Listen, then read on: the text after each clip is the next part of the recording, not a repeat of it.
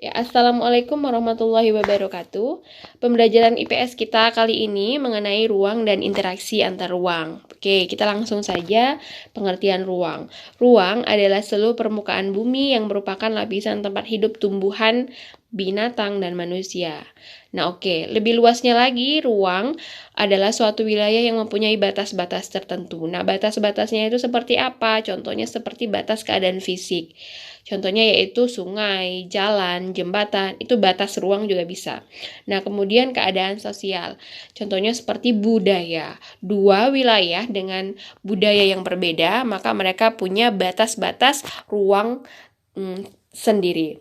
Nah, kemudian kita masuk ke interaksi. Apa itu interaksi? Interaksi itu adalah hubungan saling. Saling apa? Saling mempengaruhi, saling melengkapi. Nah, kemudian ada tiga faktor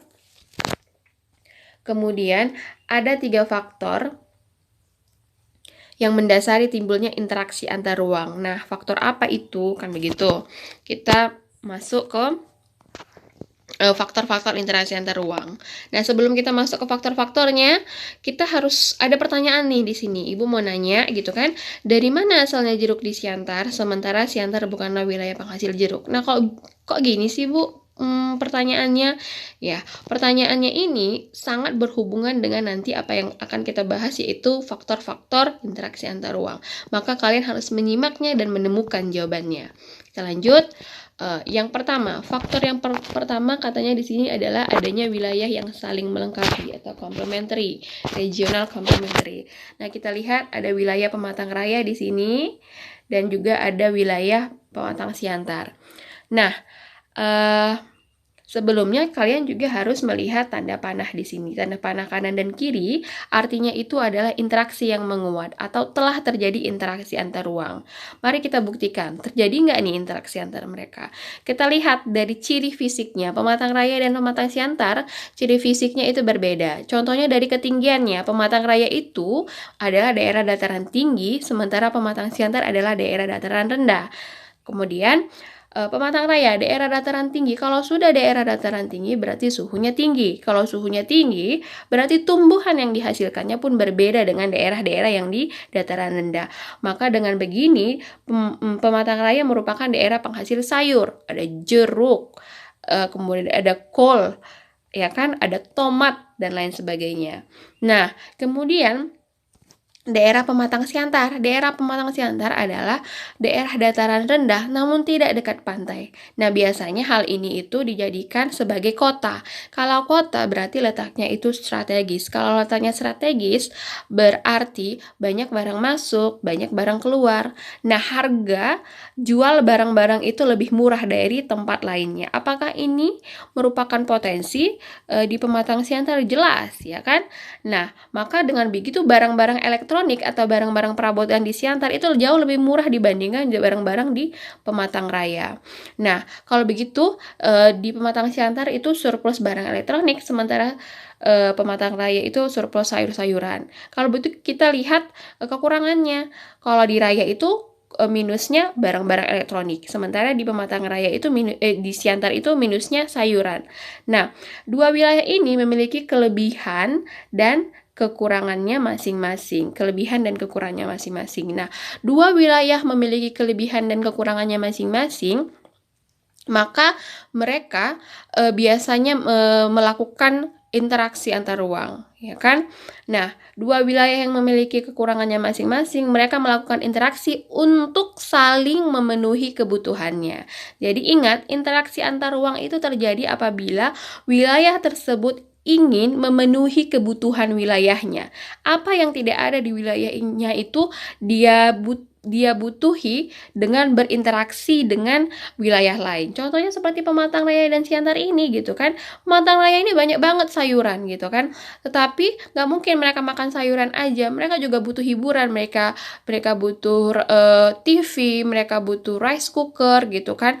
Maka mereka cari nih ke daerah yang lebih murah menjual barang-barang elektronik, yaitu daerah tetangganya, Siantar.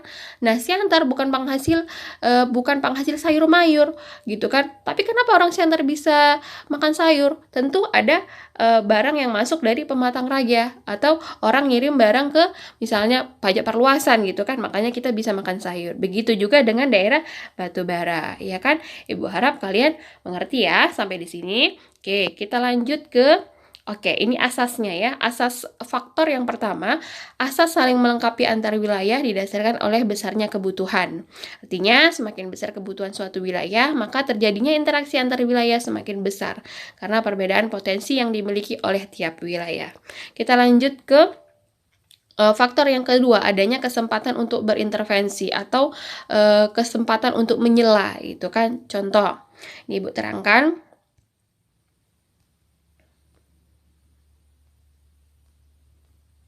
Oke, di sini ada 3 wilayah. Nah, biasanya kalau kesempatan untuk berintervensi ini berhubungan dengan adanya campur tangan wilayah lain. Contohnya, dua wilayah yang sama, Pematang Raya dan Brastagi, tapi kenapa kita interaksinya lebih menguat sama Pematang Raya. Tanda panah ke kanan dan ke kiri yang tegas ini artinya interaksinya menguat, sementara tanda panah yang putus-putus ini artinya interaksi yang melemah. Nah, apa yang mengakibatkan interaksi kita sama Brastagi itu melemah? Kita lihat. Dua wilayah yang sama, Pematang Raya, Brastagi, itu sama-sama memiliki ciri fisik yang hampir sama-sama daerah dataran tinggi, sama-sama bersuhu dingin, ya kan, suhunya sejuk gitu kan. Nah, berarti kalau suhunya sejuk, tumbuhan yang dihasilkannya hampir sama juga, yaitu jeruk sama ada di sana, cabai, tomat, sayur mayur dan lain sebagainya. Tapi kenapa kita interaksinya lebih kuat sama Pematang Raya? Nah, karena ada faktor jarak tadi. Nah, kita kalau ke Raya itu hanya 1 jam, sementara ke Brastagi bisa sampai 3-4 jam begitu ya kan. Nah, oke, maka dengan begitulah makanya antara Pematang Siantar dan Brastagi itu interaksinya melemah karena jaraknya jauh. Ada wilayah yang lebih dekat dengan kita dengan potensi yang sama, maka kita pastilah interaksinya kuat dengan Pematang Raya. Jadi faktor yang pertama tadi itu adanya saling melengkapi, yang kedua itu adanya kesempatan untuk berintervensi atau menyela wilayah lain. Oke. Nah, kita lanjutkan ya. Oke.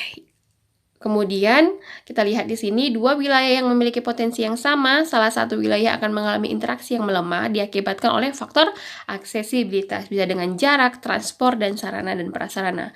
Kemudian yang ketiga, faktor itu faktor yang tidak kalah penting, yaitu adanya kemudahan transfer atau transferability.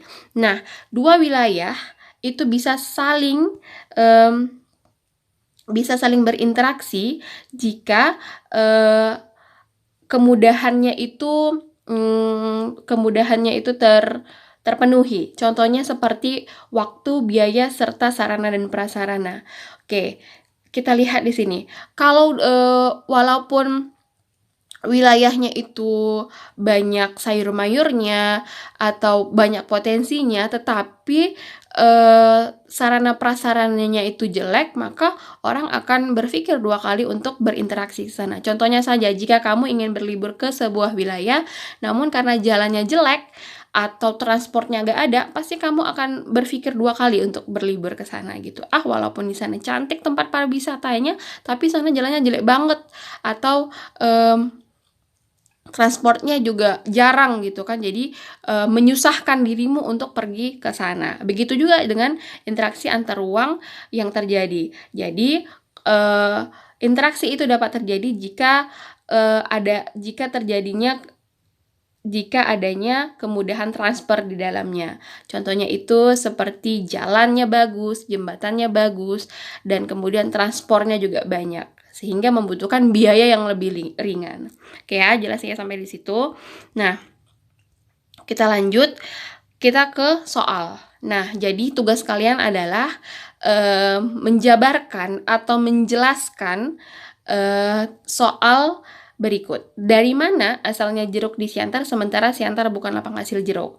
Ibu harap atas penjelasan Ibu tadi, yang ketiga faktor itu, kamu bisa mengaitkannya dengan faktor-faktor yang ketiga itu. Jadi nanti jawablah pertanyaan di atas dan jelaskan secara lengkap dengan menggunakan 3 faktor interaksi antar ruang yang telah kita pelajari tadi. Oke, untuk lebih jelasnya cara pengumpulan tugasnya, juga kamu bisa membacanya sendiri di PowerPoint Ibu. Oke, sekian pembelajaran kita kali ini. Assalamualaikum warahmatullahi wabarakatuh.